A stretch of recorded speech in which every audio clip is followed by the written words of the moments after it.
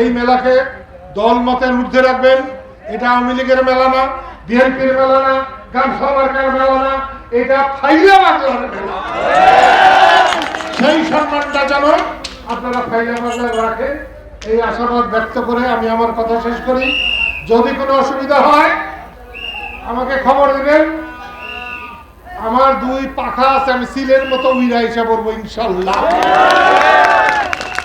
এখানে কোনো গোলমাল হলে এর জন্য প্রশাসনকেও দায়ী থাকতে হবে। আমি তাদেরকেও বলবো, আপনারাও তাদেরকে বলবেন।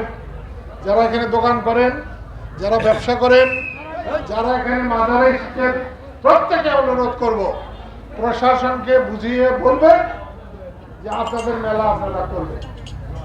ফাইলা বাংলার মেলা না হলে আর বাংলাদেশে কোনো মেলা হবে না। এটা যেন গায়ের জোরে প্রশাসন কিছু করতে না পারে।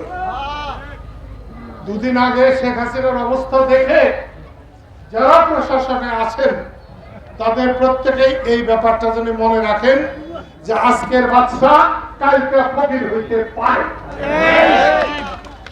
আজকে দারোগা পুলিশ পিছনে চলতে পারে, কালকে দারোগা পুলিশের পিছনেও কেউ চলবে না হয়তো। তাই পাবলিক খেপাবেন না, ফাইলা বাংলারে খেপাবেন না। যেখানে ফাইলান আছে আমিও নাচি, ফাইলানা নাচবার দেন, তার সাথে আমাকেও নাচতে দেন। কোন অন্যায় হইলে সেটা বলেন, সেটা ধরেন, আমরা প্রতিকারের চেষ্টা করব। আমরা না পারলে আপনাদের গারতখানা তো আছেই, কিন্তু এখানে শান্তিপূর্ণ ভাবে চলতে দেন। যারা 2-4 জন এটা নিয়ে বাধা দিয়েছেন, আপত্তি করেছেন, তাদেরকে অনুরোধ করি, আল্লাহর দুনিয়া নানা রঙের। আল্লাহর রংকে খুব সহজে আপনারা চিনতে পারবেন না।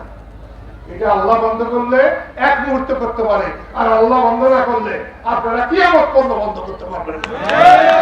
সেই জন্য অনুরোধ করছি, আপনারা আপনাদের মতো থাকেন, পাগলদের পাগলের মতো থাকতে দেন, ভক্তদের ভক্তের মতো থাকতে দেন।